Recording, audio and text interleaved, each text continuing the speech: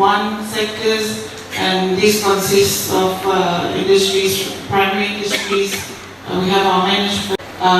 In terms of the primary sector, we're seeing some strong contribution from the agriculture sector, and this includes sugar production, sugarcane, 9%.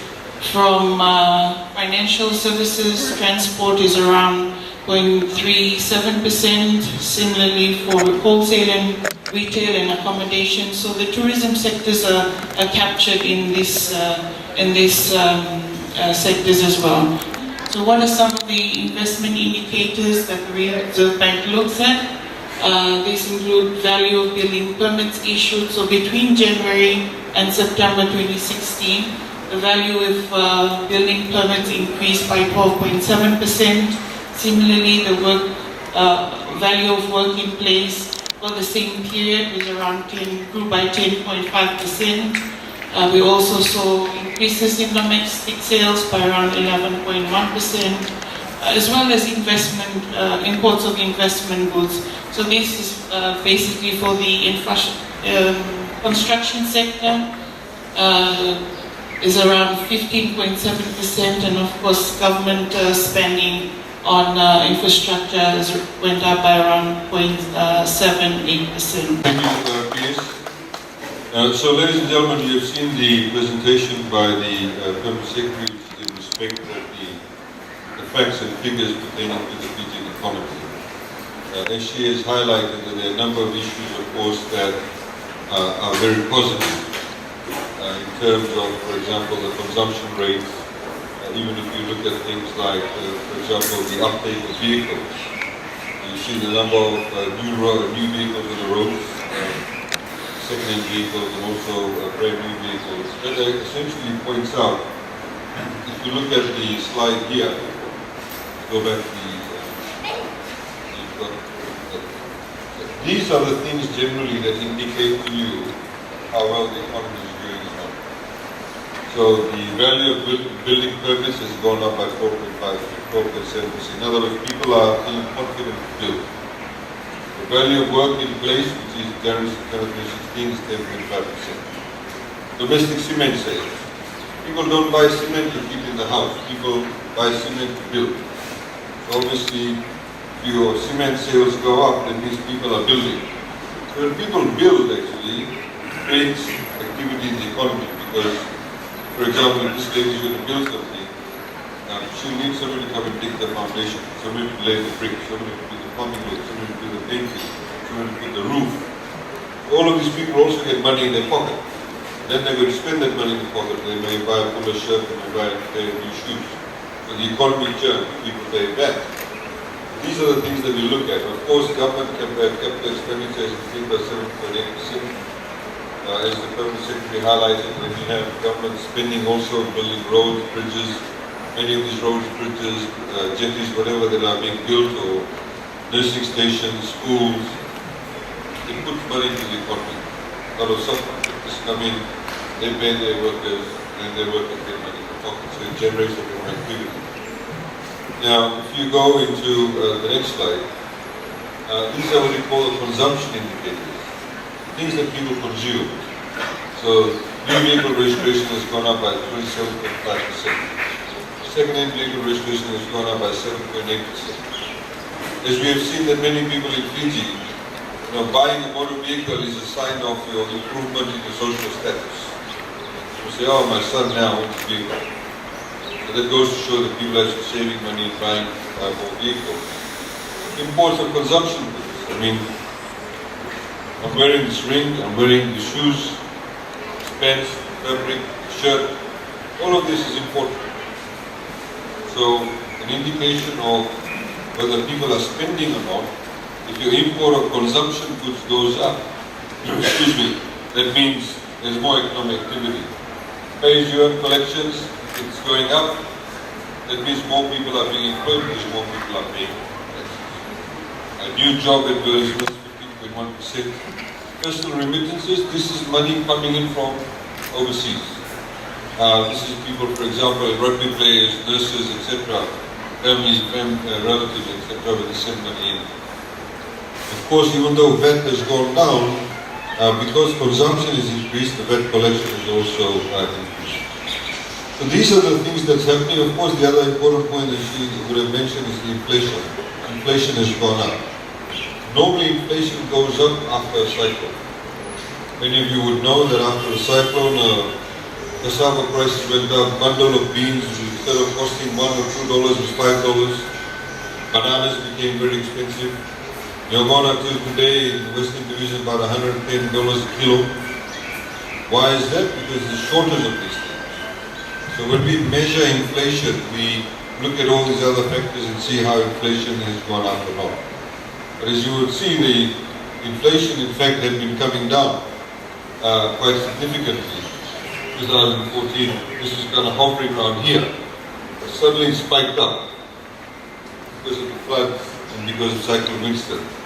It's now heading back down, and we expect it to head down. God forbid if we have another cyclone, of course it will have another impact.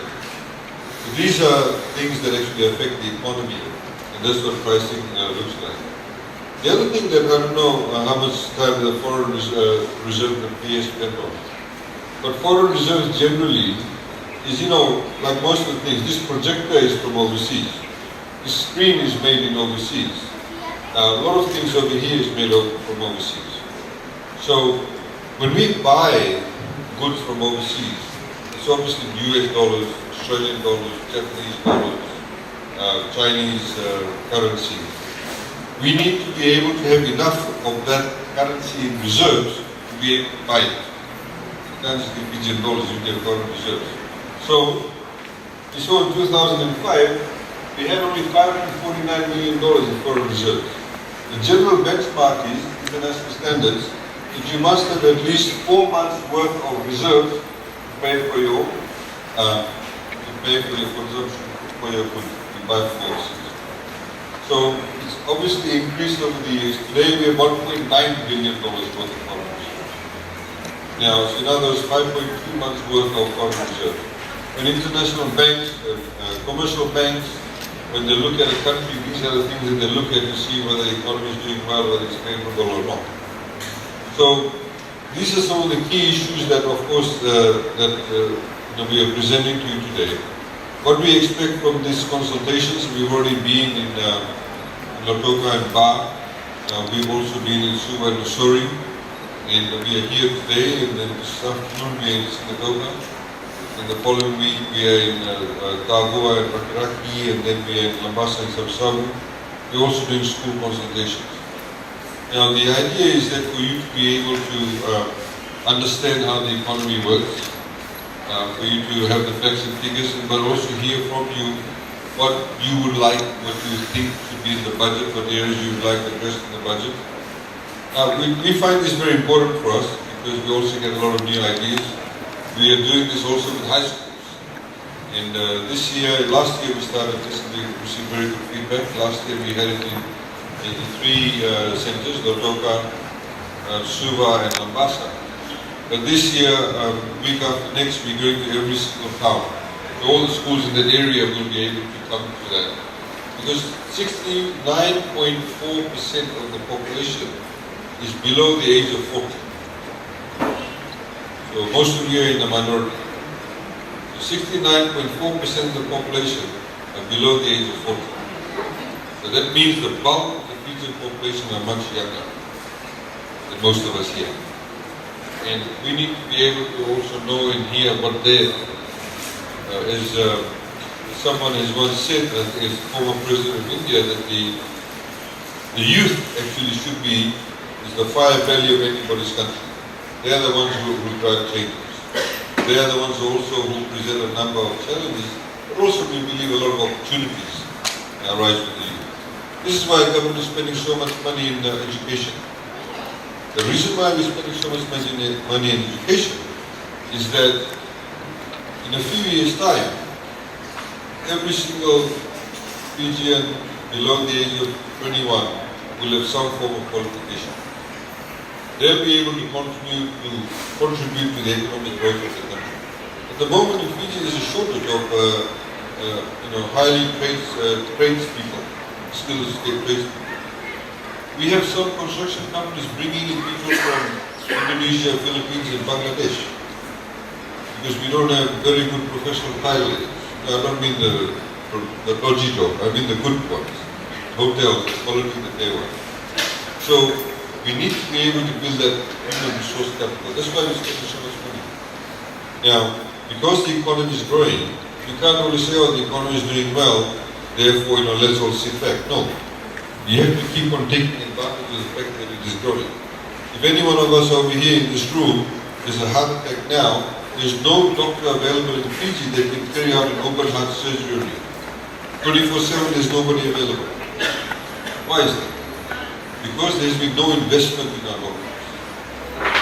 We increased the salary of the doctors just late last year by up to 80%. So because the doctors were paid very low wages, a lot of the good ones, they did well, they got the practice in Fiji, they have migrated. A heart surgeon takes 15 years or so to get them trained up. You can't produce just because you do MBBS, it doesn't mean you become a heart surgeon.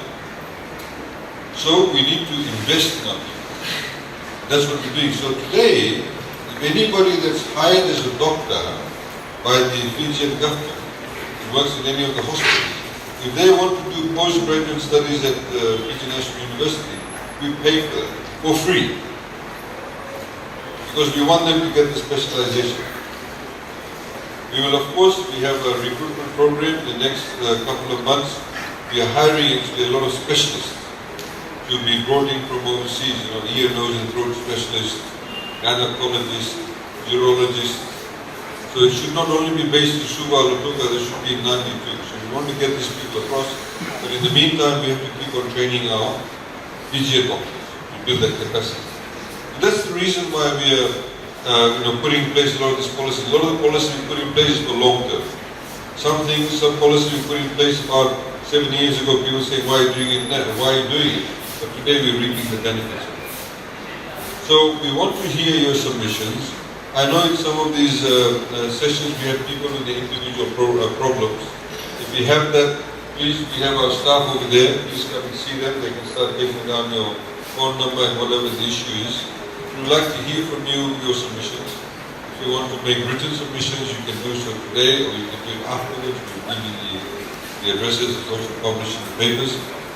What actually happens with the budget is that we're going around and having these consultations. The permanent secretary will be in a couple of weeks' time meeting the permanent secretaries of all the other ministries. They make their own submissions. And then we obviously get some input. And then we have another big session where I sit with her, with the other ministers and the permanent secretary, go through the budget again. We finalize it. And then of course we have to present the budget. Once we present the budget to Parliament, by law, you see me standing up and speak for a couple of hours, present the budget.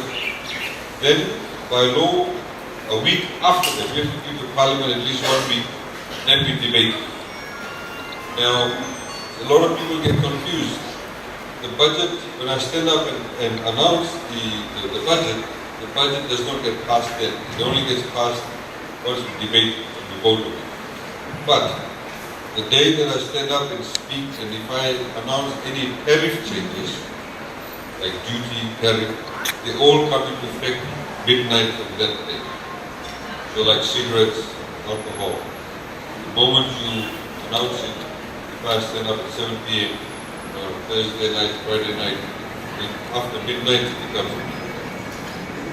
unless we say that this duty will come into effect in 2 months' time and 3 months' time. If I don't make the announcement, then it will come into effect midnight.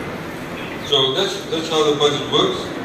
As you know, our financial year also has changed. Our financial year now is from 1st of August to 31st of July. And so this is why we need to have the budget approved before August and so. So please don't, if you have any questions on this, don't feel shy to ask any questions. If you have any input, no question is anything silly. If you don't understand, please do so. If you want to have input, please stand up and please.